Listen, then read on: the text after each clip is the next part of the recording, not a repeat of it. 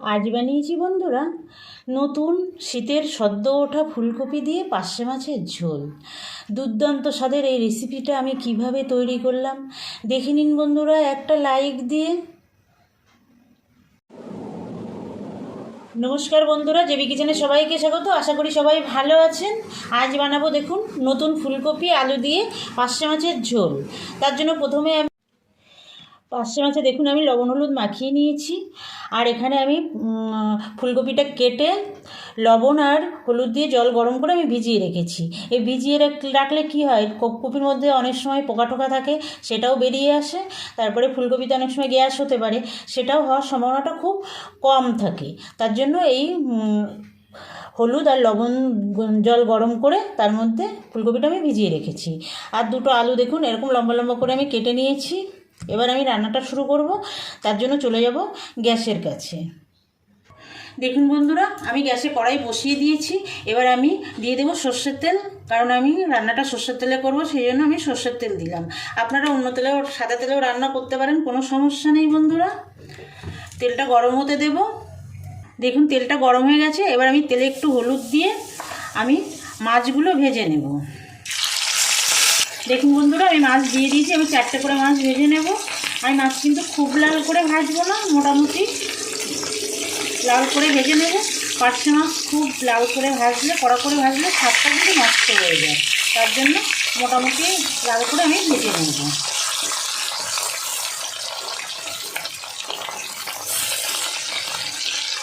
দেখুন বন্ধুরা, প্রথম ব্যাচের মাছগুলো আমার ভাজা হয়ে গেছে, তুলে নেব। তুলে নিয়ে বাকি মাছগুলো ভেজে নেব। সব মাছগুলো আমার ভাজা হয়ে গেছে। এই তেলে একটু লবণ দিয়ে আমি আলুগুলো ভেজে নেব। আলুগুলো একটু লাল লাল করে ভাজবো বন্ধুরা। দেখুন বন্ধুরা, আলুটাও কিন্তু সুন্দর ভাজা হয়ে গেছে লাল করে, তুলে নেব।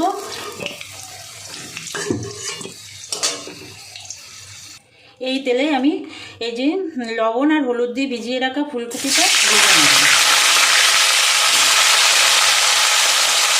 ফুলকপিটাও কিন্তু বন্ধুরা খুব লাল লাল করে ভাজা করব, কারণ ফুলকপি লাল লাল করে ভেজে রান্না করলে স্বাদ কিন্তু অনেক ভালো আছে। তার জন্য একদম লাল লাল করে ফুলকপিটা ভেজে নেব। দেখুন বন্ধুরা, ফুলকপিটা কিন্তু আমি লাল লাল করে ভেজে নিয়েছি। এবার আমি ফুলকপিটা তুলে নেব।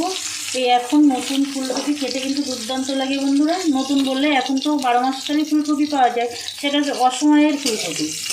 এখনই হচ্ছে এই শীতকালে হচ্ছে ফুলকপির সময়, আর শীত আসার মুখে এখন যে নতুন ফুলকপি উঠবে, এটা খেতে কিন্তু দুর্দান্ত লাগে বন্ধুরা।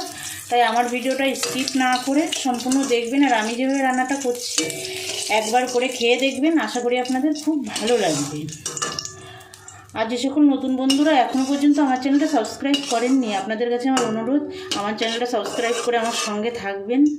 বেল আইকনটা প্রেস করে রাখবেন। যখনই আমি নতুন কোনো ভিডিও আপলোড করব আপনাদের কাছে নোটিফিকেশান চলে যাবে, আপনারা আপনাদের সময় মতো দেখে নিতে পারবেন। দিয়ে দেবো আরও 1 চামচ মতো তেল। তেলটা গরম হতে দেব। আর যে সকল পুরনো বন্ধুরা আমার সঙ্গে আছেন সে সকল বন্ধুদের অসংখ্য ধন্যবাদ। আমার ভিডিওগুলো দেখবেন, আর আপনারা যেরকম সুন্দর সুন্দর কমেন্ট করেন ওরকম কমেন্ট করবেন। আর যদি আমার রান্না ভালো লাগে তাহলে বন্ধু আত্মীয় স্বজনের কাছে একটু শেয়ার করে দেবেন। দেখুন তেলটা গরম হয়ে গেছে। এবার আমি গোটা জিরে ফোড়নে দেব। একদম সহজে রান্না, বাড়িতে থাকা সামান্য উপকরণ দিয়ে রান্নাটা করে নেওয়া যায়, কিন্তু খেতে দুর্দান্ত লাগে। একটা তেজপাতা দিয়ে দিলাম। দিয়ে দেবো একটা মিডিয়াম সাইজের পেঁয়াজ কুচিয়ে রেখেছিলাম, সেটা। পেঁয়াজটা একটু ভেজে নেব, তারপরে আমি অন্য মশলাগুলো অ্যাড করব। দেখুন পেঁয়াজটা মোটামুটি ভাজা হয়ে গেছে। এবার আমি 1/2 চামচ রসুন বাটা দিয়ে দেব। দিয়ে দেবো 1/2 চামচ আদা বাটা। এটাকেও একটু 2 মিনিট কষিয়ে নেব। কাঁচা গন্ধ যাওয়া পর্যন্ত আমি এই পেঁয়াজ রসুন আদাটা একটু কষিয়ে নেব। দেখুন বন্ধুরা, পেঁয়াজ রসুন আদা সুন্দর কষানো হয়ে গেছে, পুরো তেল ছেড়ে দিয়েছে। এবার কিছু গুঁড়ো মশলা আমি অ্যাড করব। দেখুন এখানে আমি নিয়েছি 1/2 চামচ ধনে গুঁড়ো, 1/2 চামচ জিরে গুঁড়ো, 1/2 চামচ ঝাল লঙ্কার গুঁড়ো, আর কাশ্মীরি লঙ্কার গুঁড়ো 1/2 চামচ। সব আমি দিয়ে দেব। দিয়ে দেবো হলুদ,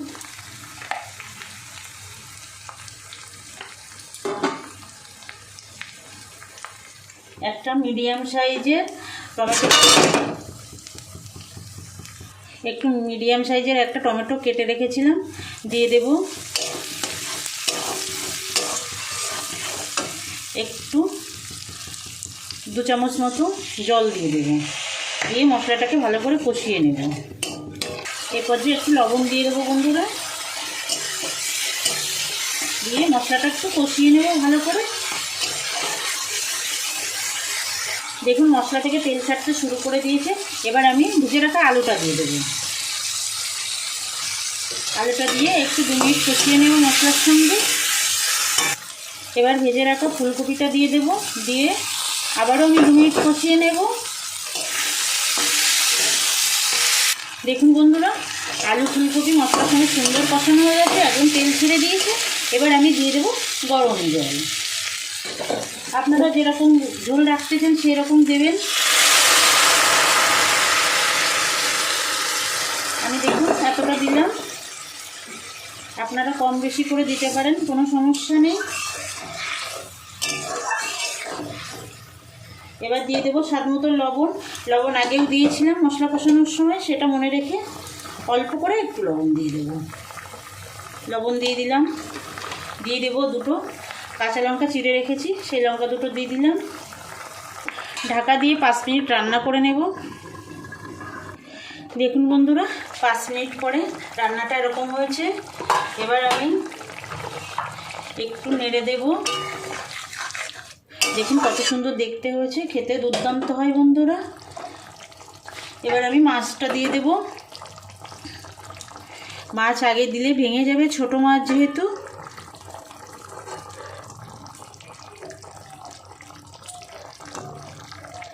মিশিয়ে দেবো একটু। আমি খুব ঝোল রাখবো না, সেই জন্য দেখুন ফুলকপি আলু সব সুন্দর সিদ্ধ হয়ে গেছে। এবার আমি ঢাকা দিয়ে আরও 2 মিনিট রান্না করে নেব। রান্না হতে হতে দেখুন আমি এখানে 2টো এলাচ, একটা লবঙ্গ আর 1 টুকরো দারচিনি নিয়েছি, এটা আমি বেটে নেব। দেখুন বন্ধুরা আমি মাছ দিয়ে 2 মিনিট ফুটিয়ে নিয়েছি। এবার আমি তেজপাতাটা তুলে ফেলে দেব, আর যে মশলাটা আমি বেটে নিলাম 2টো এলাচ, একটা লবঙ্গ আর একটু দারচিনি, এটা দিয়ে দেব। একটু মিশিয়ে দেব। একদম লো ফ্লেমে ঢাকা দিয়ে আমি আরও 1 মিনিট রান্না করে নেব। 1 মিনিট রান্না করা হয়ে গেছে দেখুন বন্ধুরা। এবার আমি গ্যাসটা অফ করে দেবো, অফ করে দিয়ে নামিয়ে নেব। দেখুন বন্ধুরা রেডি হয়ে গেছে সদ্য ওঠা শীতের ফুলকপি দিয়ে পার্শে মাছের ঝোল। দুর্দান্ত স্বাদের এই রেসিপিটা বানানোর অনুরোধ জানিয়ে আজকের ভিডিওটা এখানে শেষ করছি।